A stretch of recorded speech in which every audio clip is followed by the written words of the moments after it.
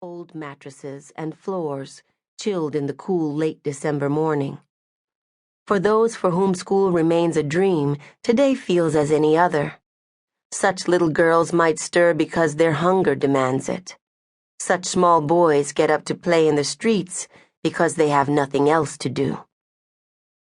It is light now, and the sun's beams infiltrate around cracks and corners to expose what is hidden. People plaiting hair, milling about, hopping on top trucks to reach work, fetching water to bathe, all cycles that have no beginning and no end.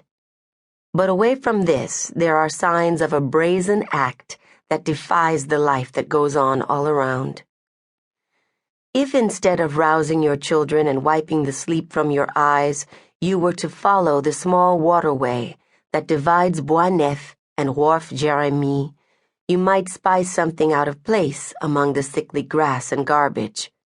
If you weren't too busy buying your daily bread and greeting your neighbor along Route 9, you could barely make out what appears to be the crumpled form of a person. A woman, dark-skinned and young. And if you could spare the time to look more closely, in the woman's arms you would see clutched a small baby, a pale sorrel color, and beautiful. At some unnoticed moment while the world was waking, this mother and child breathed their last. Both are dead. Both are victims. And if this sight were not enough to make you flee, if you lingered to watch, not long from now you would see a pretty girl and an ugly boy come upon them.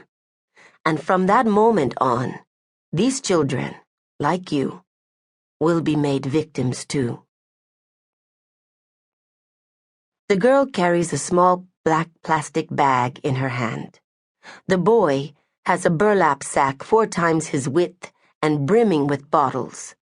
They cross an open expanse of mud and knee-high grass, home to none but swine and seabirds. She runs up a mound to scout the messy terrain ahead. "Hurry up!" she calls. "We'll never find enough gold if I have to wait for you to catch up." He buckles under the weight of his sack. "This is too heavy for me alone. I need your help. You don't have a single thing in your bag." He was sweating, even though the sun was still low. The girl turned around and the strap of her light-fitting sky-blue dress slipped. These were hardly the clothes to scavenge for beer bottles and soda cans. The boy was better outfitted for the task, shirtless, typical of young boys, and shoeless, typical of poor boys. His denim shorts, cinched with a cord around the waist, reached down past his knees. His bare feet and ankles were already caked in mud. His naturally sweet face turned to a scowl.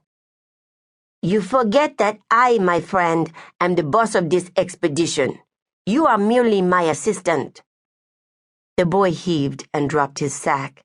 It made a large plop as it landed in the mud, the bottles clanking. "This is stupid, Libète. You're no boss and I'm no assistant." The girl left her mound, still scowling. "What a mess you're making. I am not touching that bag. Look at all the mud on it. That's going to ruin my dress. I can't even touch it.